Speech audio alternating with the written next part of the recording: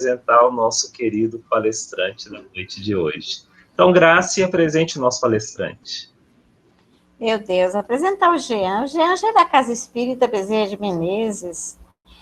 Ele faz parte da equipe de trabalho, expositores. Ele saiu de Gurupi, mas Gurupi não saiu dele, especialmente a Casa Espírita, né, lá de Bezerra.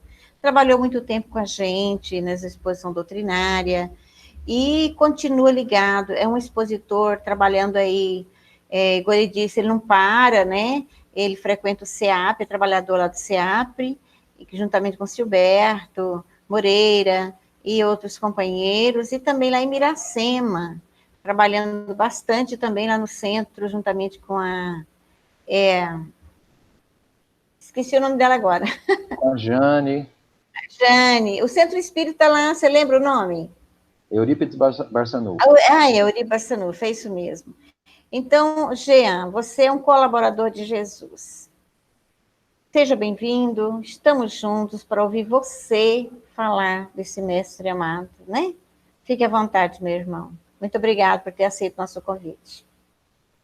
Boa noite, dona Graça, Tassiano, todos os colegas que estão entrando agora e acompanhando aqui esse momento.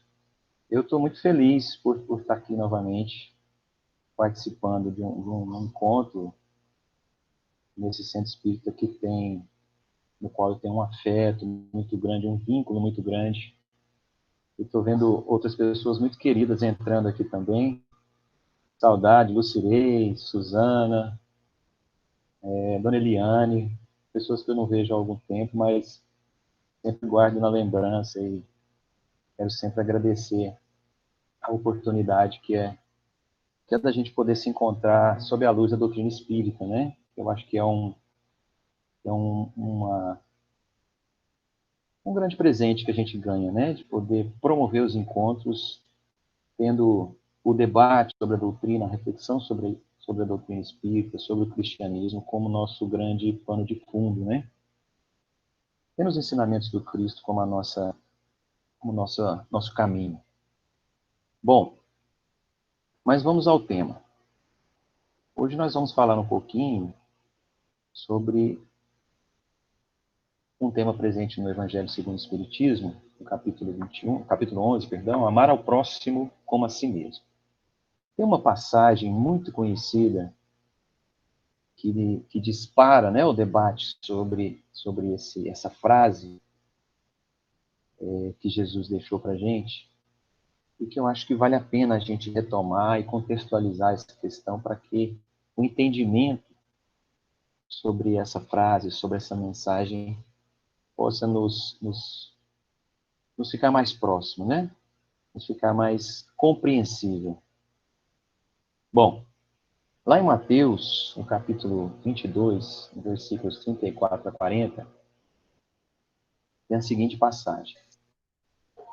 Mas os fariseus, tendo sabido que ele tapara a boca aos saduceus, se reuniram.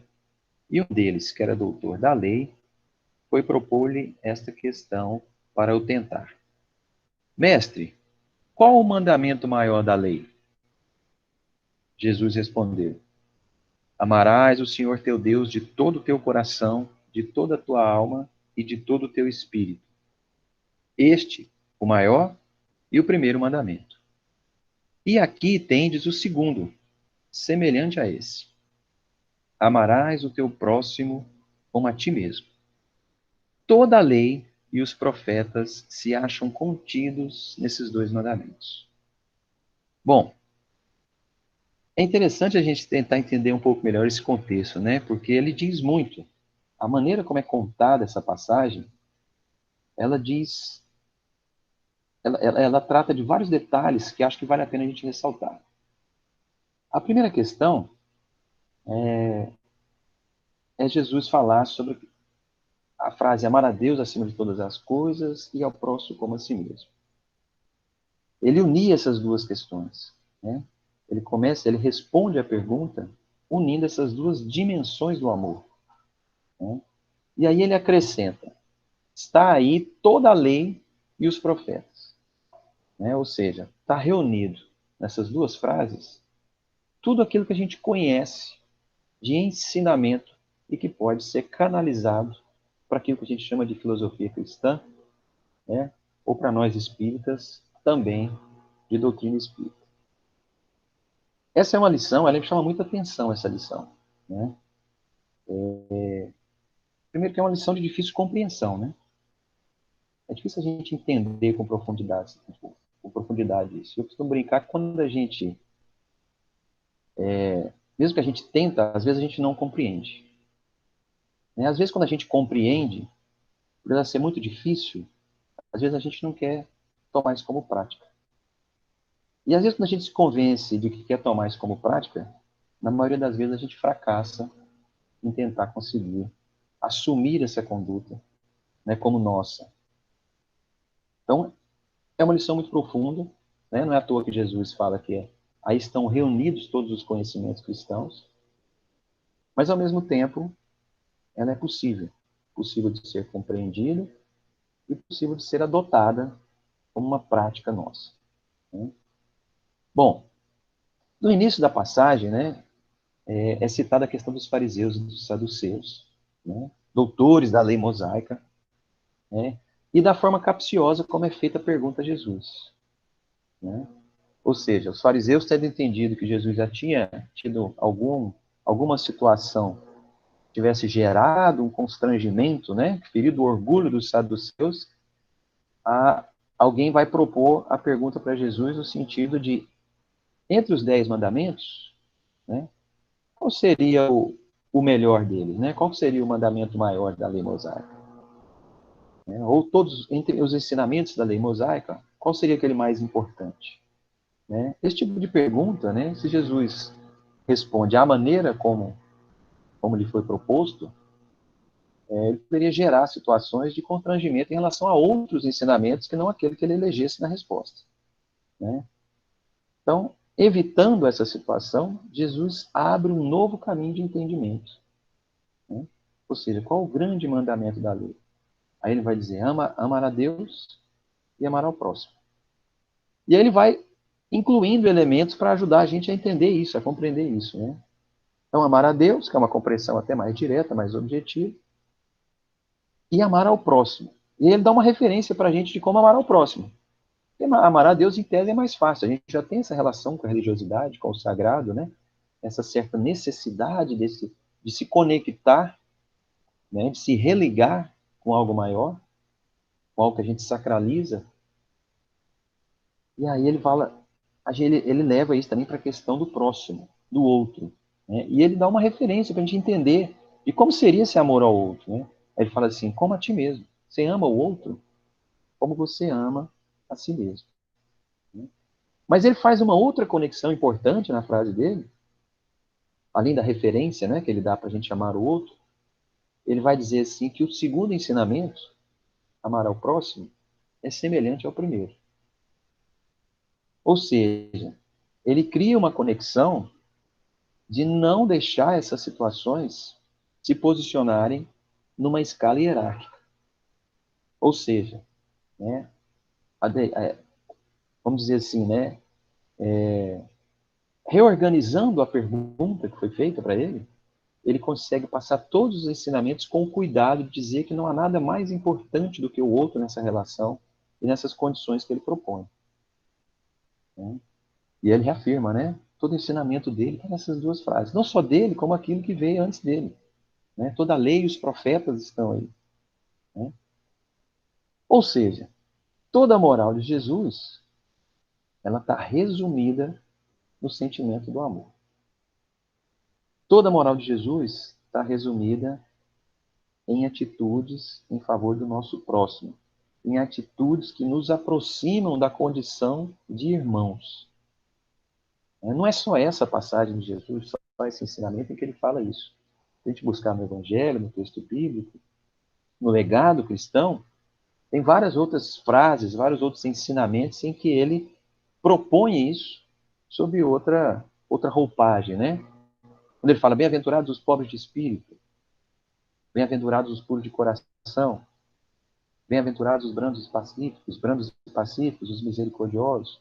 Ou seja, ele está propondo que a gente se aproxime daqueles que a gente pode, de alguma forma, nutrir algum sentimento de superioridade, algum sentimento, né, de vaidade. Então, ele está dizendo que essas pessoas são bem-aventuradas, essas pessoas são abençoadas, essas pessoas devem ter a oportunidade, essas pessoas também podem estar no caminho da evolução. Né? Ou seja, isso é você expressar o amor pelo próximo. Quando Jesus fala, amai os vossos inimigos, expressão do amor. Quando ele fala, perdoai as ofensas.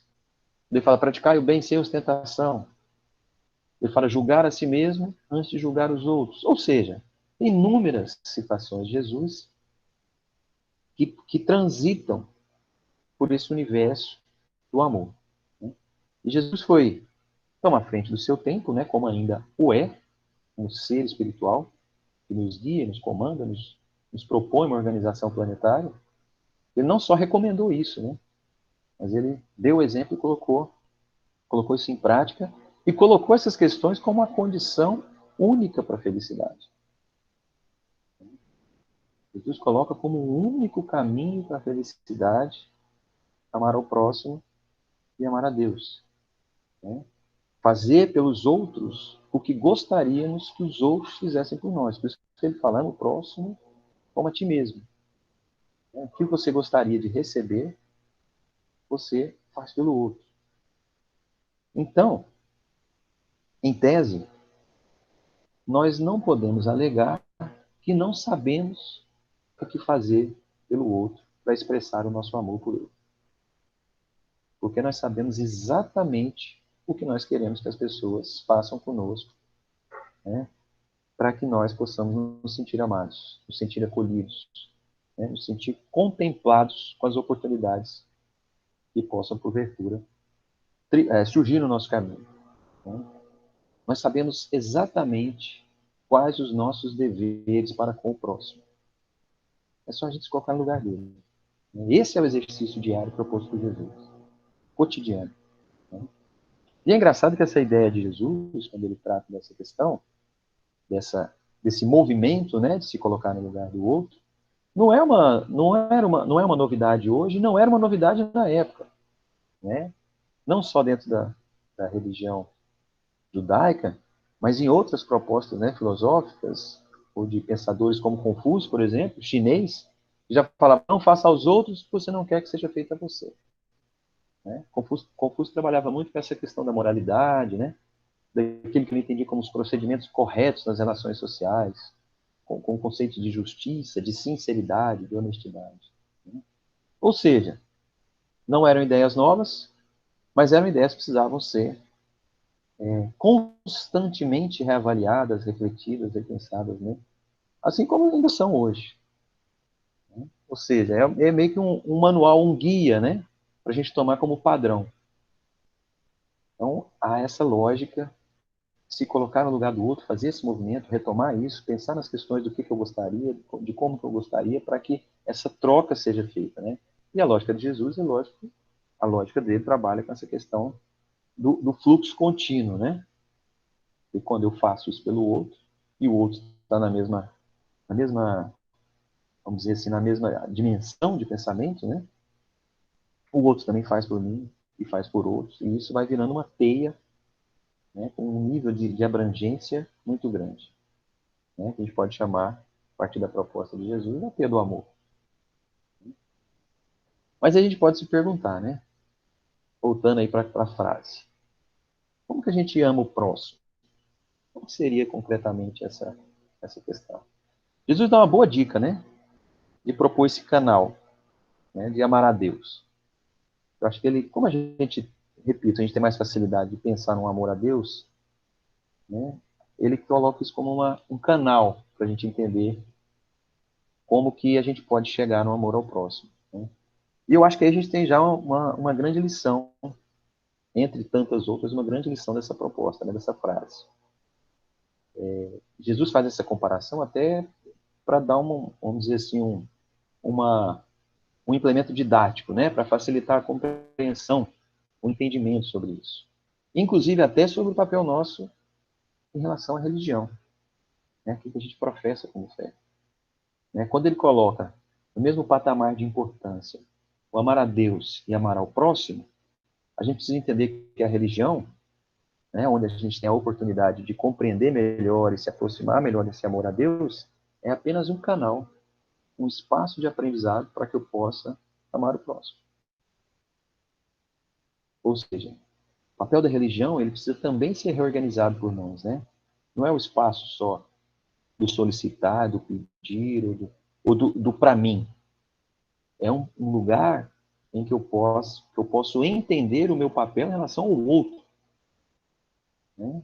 A gente costuma, às vezes, pensar na religião, né, por causa das inúmeras mazelas e das inúmeras sensações que nós sofremos no nosso dia a dia, que nos acometem, que nos desequilibram. Né? A gente costuma pensar na religião como um papel sempre, uma postura sempre de me refazer. Né? Mas o que eu faço com esse refazimento? E aí vem Jesus com a lógica dele, né? Esse meu refazimento pode servir para eu colaborar com o refazimento do outro. Então, há sempre uma dinâmica presente nessa questão. Não se pode amar a Deus desprezando o próximo. E eu não estou dizendo nem odiando o próximo. Estou dizendo desprezando o próximo. Às vezes a gente pensa que em não odiar, eu já estou fazendo um papel amoroso com o próximo. Talvez ainda não seja, né, o patamar almejado por Jesus quando ele faz essa proposta. Às vezes o próprio ato de eu desprezar a existência do outro, aquilo que o outro está ao máximo esforço, né, tentando fazer, a mínima ação do desprezo com relação ao outro, para o outro é muito. E eu provoco um desequilíbrio, um desamor nessa relação. Né? O amor, o polo antagônico tem aquela coisa fixa em relação ao outro. Né? Aquela confusão de sentimentos em relação ao outro. No desprezo, o outro não faz nenhum sentido para mim. Então eu preciso trabalhar isso. Né? O amor também exige esse movimento da minha parte. Esse esforço de entender, de enxergar, de perceber, de me sensibilizar com o outro. O amor, inclusive, nos dá uma maior noção de justiça. Quando eu não tenho muito clara a noção de justiça, é porque me falta amor no próximo. Eu sempre brinco que a nossa noção de justiça é tão falha, quando eu erro, eu quero perdão. Mas quando o outro erra, eu quero que ele pague pelo erro. Né? Eu quero que ele seja. Mas quando eu erro, eu tenho as minhas justiça pelo outro. Falta de se sensibilizar com o equívoco do outro. Né? O que compromete a minha noção de justiça. Esse é um problema que, inclusive, essa noção de justiça, que é pautada no amor, é uma regra de conduta básica, inclusive da nossa organização social, da nossa organização institucional, política. Né? O regramento social nosso ele é pautado nessa compreensão maior de justiça, né? Da equidade, da igualdade, da inclusão. Então a gente precisa elaborar esse pensamento, para que a gente não caia na contradição e entender a grandeza que é o amor nesse processo, apesar de a gente tentar ou fingir não perceber que esse regramento social, que esse ordenamento todo que a gente tem enquanto comunidade, ele tem como germe a presença do amor. Né? Tem umas frases de Leon Denis, na obra O Problema do Ser, do Destino e da Dor, que eu acho fantástica, que ele dá um pouco dessa dimensão do amor. Né? Algumas dimensões que a gente tem dificuldade de alcançar quando a gente está falando desse tema. Ele vai dizer o seguinte: o amor, como comumente se entende na Terra, é um sentimento, um impulso do ser que o leva para outro ser com o desejo de unir-se a ele. Aí mais para frente ele vai dizer assim: o amor é um sacrifício.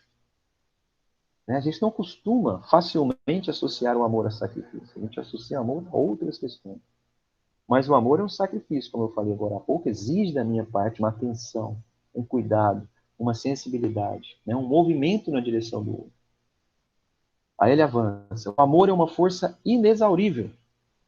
Renova-se sem cessar e enriquece, ao mesmo tempo, aquele que dá e aquele que recebe. É pelo amor que Deus mais eficazmente atua no mundo. É o amor que provocará os primeiros rebentos do altruísmo, da piedade e da bondade. Mais à frente ele diz: assim, de grau em grau, sob a influência e radiação do amor, a alma desenvolver-se-á e engrandecerá. Lentamente, o que nela não era senão paixão, desejo carnal, ir-se-á depurando, transformando num sentimento nobre e desinteressado. A afeição a um só ou a alguns converter-se-á na afeição a todos, à família, à pátria, à humanidade. Olha só que interessante, né? Alguns termos aqui acho que vale a pena a gente entender melhor, né? Mesmo as coisas, a primeira coisa que eu acho muito legal quando ele fala sobre o sentimento nobre e desinteressado. O amor, ele é gratuito em todos os sentidos.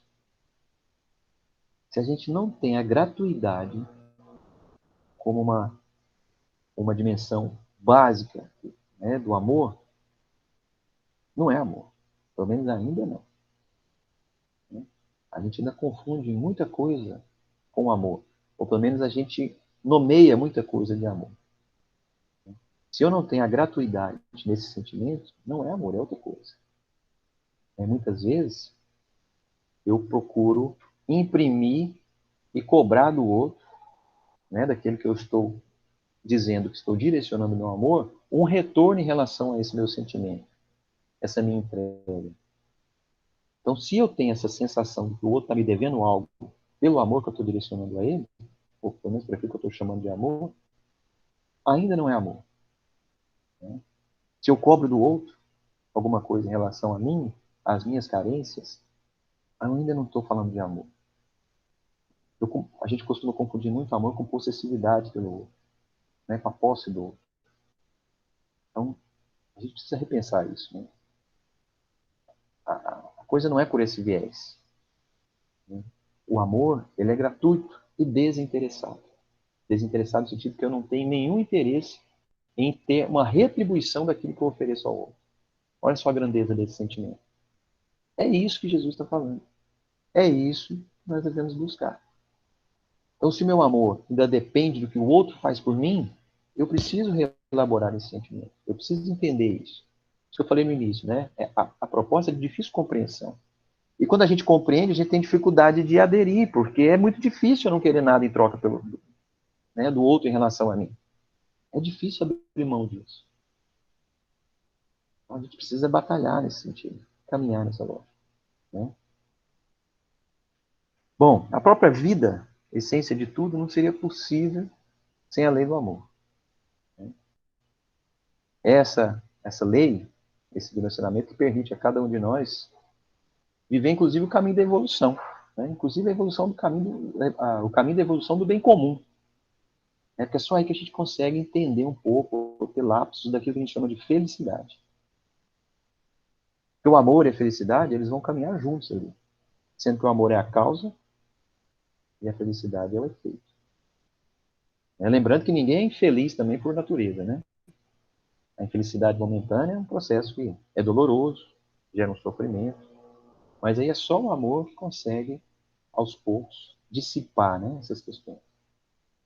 Inclusive, mesmo em lugares inferiores, né, sempre tem ali a centelha do amor, né, sempre tem esse germe plantado, né, que é fruto dessa proposta perfeita de Deus, né, para a vida de um modo geral. Com o aprimoramento desse sentimento, os laços de afinidade entre as pessoas, né, eles vão acontecendo, as pessoas se unem. E isso que a gente chama de felicidade, ou de momentos felizes, que a gente busca o tempo todo na vida, né, cada vez se torna mais frequente e mais intenso. Então, nós devemos praticar a lei do amor tal como Deus entende. É preciso que, passo a passo, a gente vai amando uns aos outros, vai tentando nos aproximar daquilo que a gente chama de irmãos, e de forma indistinta. Que é um outro aspecto também, que é uma outra grande lição. Né? O nosso amor não pode se restringir a um círculo íntimo de parentes, de amigos, e a gente ser indiferente aos demais. Por isso que, retomando o início, né, que Jesus disse, amai os vossos inimigos. É nessa compreensão de amor, de enxergar o outro, de perceber o outro, de não desprezar o outro, de se sensibilizar com o outro, é que Jesus está falando para a gente amar os nossos inimigos, né? Então, a gente não pode estabelecer limites na nossa relação com o próximo. Né? Jesus, quando foi solicitado a sair, a deixar uma atividade que ele estava fazendo para atender a mãe e os irmãos, um dia ele falou, quem é minha mãe? Quem são meus irmãos? Né? Meus irmãos estão aqui também. Não é quer dizer que ele ama menos a mãe ou ama menos a família. Ali quer dizer que ele ama mais os outros. E que ele consegue entender essa relação amorosa com o próximo de uma maneira linear. Né? A gente não pode estabelecer esse limite em relação ao próximo. Quais os limites que a gente estabelece em relação ao amor ao próximo?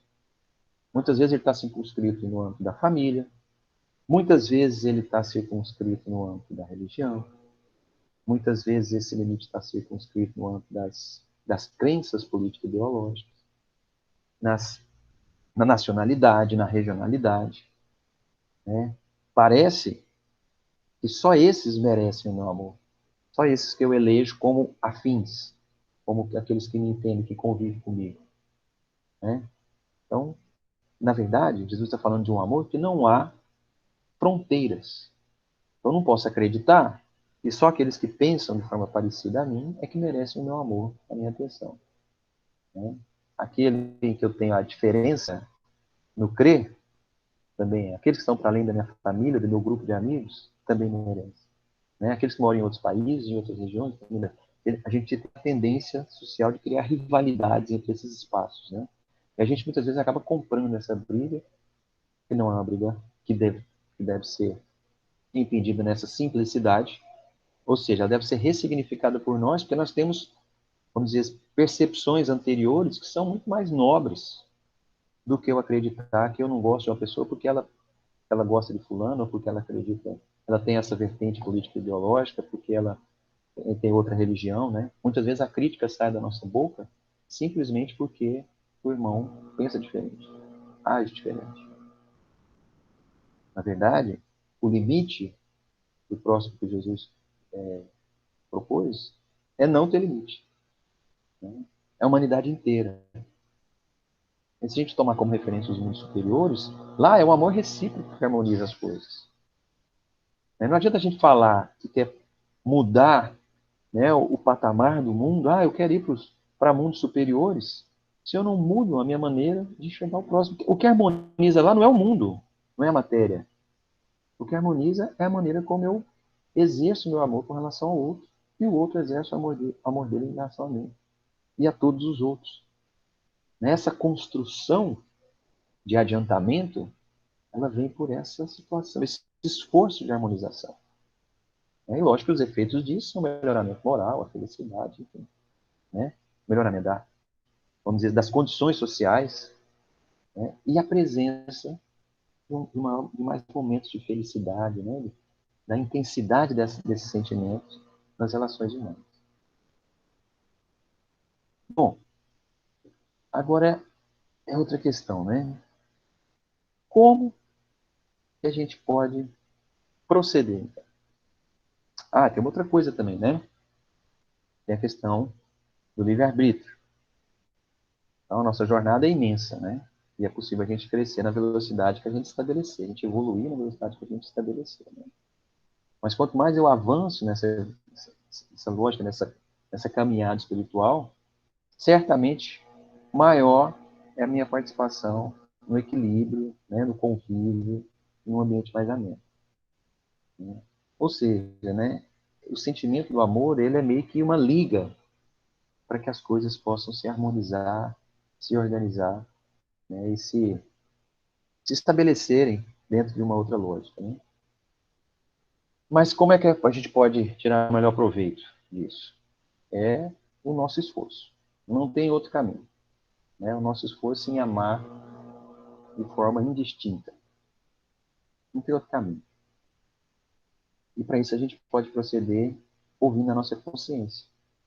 Né? A primeira coisa é o esforço de nos despir daqueles preconceitos, daquelas atitudes discriminatórias, daquelas situações daquelas opiniões que a gente tem, que a gente traz, né?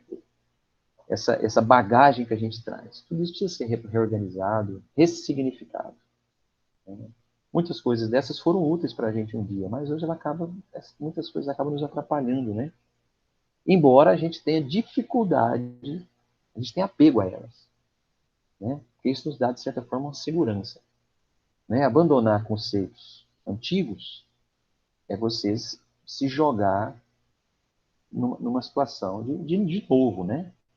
De proposta de um novo conhecimento, de novas experiências, e tudo isso nos gera uma insegurança. Muitas vezes a gente acaba preferindo nos manter nesse mundinho mais seguro que a gente criou para a gente. Né? Que é uma falsa sensação de felicidade, de organização. Né? A evolução, ela requer esse arriscar, né? Esse buscar o mais. Essa instabilidade que nos move. Né? Mas se a gente ouvir a consciência, a gente vai se colocar no lugar do outro, né? A gente vai entender como é necessário esses movimentos. Né? Como é necessário a gente submeter as nossas ações ao governo do amor.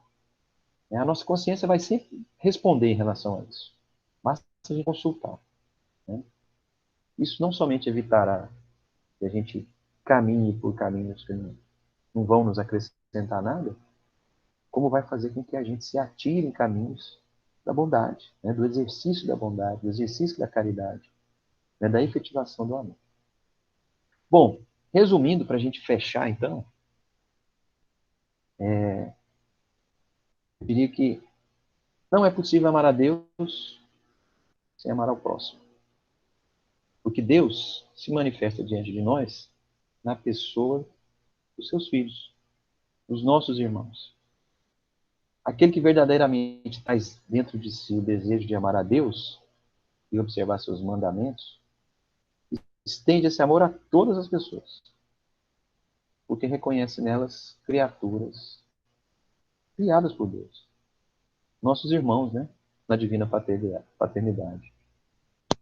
Amar ao próximo como a si mesmo é entender que devemos dispensar ao nosso irmão o mesmo tratamento que gostaríamos de receber. Amar ao próximo como a si mesmo é desejar aos outros tudo o que almejamos para nós. E ficar felizes com as conquistas dos outros, com as suas alegrias, como se fosse nós mesmos que estivéssemos experimentando essas sensações.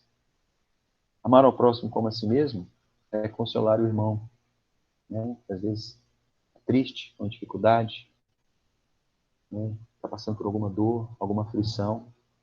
É a gente socorrer, né? Oferecer socorro dentro daquilo que estiver ao nosso alcance. Amar ao próximo como a si mesmo é colocarmos-nos no lugar do outro e dispensar a ele as mesmas atenções e cuidados que a gente deseja se a gente estivesse naquela situação. Devemos ser caridosos, mesmo com as pessoas que consideramos, ou que nos consideram, né? Nossos inimigos. Consideram inimigos, adversários. Amar e perdoar sempre, desejando a essas pessoas todo o bem que a gente gostaria de receber, sem deixar de aproveitar toda e qualquer oportunidade de reconciliação. Isso também é amar ao próximo. Se mesmo agindo assim a gente não for compreendido por esse nosso irmão, que ainda está desarmonizado conosco, Deus está vendo, né? Deus preside as situações e Ele vai reconhecer onde há o esforço do amor. Enfim, ama o próximo como a si mesmo, aquele que faz para os outros todo o bem que para si próprio deseja, fazendo o amor ao semelhante, do amor ao semelhante, a mais autêntica manifestação do amor a Deus. Foi isso que Jesus nos propôs e que Ele possa estar conosco hoje e sempre.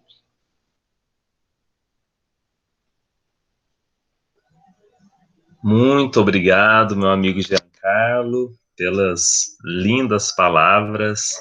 Acredito que todos estamos muito felizes por ter trazido, uma reflexão tão bonita sobre o amor de Jesus, esse mandamento maior que Ele traz para nós. Não foi, Grace? Poxa, que coisa boa, né? Estava ouvindo aqui É aquele cafuné no coração e um chamado à vivência do amor, né? Então, uma proposta realmente é essa. A gente agradece muito, Jean, Carlos, por ter trazido isso para a gente nessa noite de hoje. Muito obrigada, Jean. Obrigada a todos que esteve aqui com a gente nessa live. Coisa boa demais, né, Tassiano? Verdade. Muito, muito bom mesmo. E aproveitando a sua presença virtual, que nós possamos juntos, né, levar o nosso pensamento aí ao nosso querido Deus, a Jesus, e se possível, já, que você possa proferir a prece de encerramento por nós. Faço sim.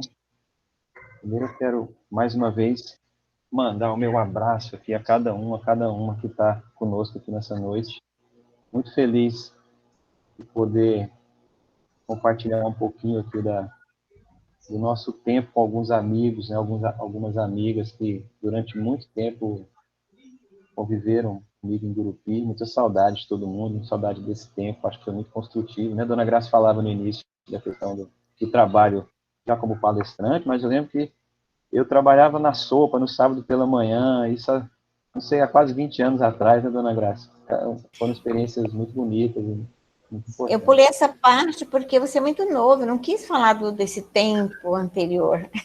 A senhora é muito educada. Enfim, quero aproveitar também, antes da prece, desejar para todos vocês um Feliz Natal, né? Um final de ano de muita luz, muita paz, né? Talvez não seja permitido a gente promover os encontros que a gente está habituado a promover, né? Os encontros presenciais, mas que a gente possa conseguir levar o nosso coração, a nossa emoção, a nossa presença sobre outras formas, dos nossos familiares, nossos amigos, pessoas mais próximas, e tentar estender esse amor, como Jesus nos ensinou, para toda a humanidade, né? Nós possamos fazer esse final de ano, desse Natal, dessa data tão simbólica, realmente a expressão do amor que Jesus nos propôs.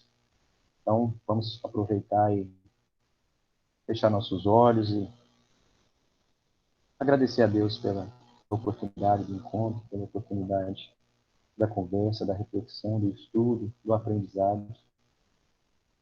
Pedimos ao nosso Mestre Jesus que continue nos acompanhando, que Ele possa abençoar a cada um, a cada lar, ao Centro Espírita Bezerra de Menezes, a todos os trabalhadores que têm como proposta de vida a expressão do amor e da caridade, que nós possamos fazer da doutrina espírita a luz que nos guia, né, a força que nos motiva, né, a grande consoladora e o grande momento de aprendizado, um grande esteio de aprendizado. Nós todos podemos, nós todos podemos aprender com ela e tornar os nossos aprendizados ações extensivas ao nosso próximo e àqueles que necessitam. Com essa prece, mais uma vez nós agradecemos a sua presença, Senhor, nessa noite de hoje e pedimos que nos abençoe hoje e sempre. Que assim seja.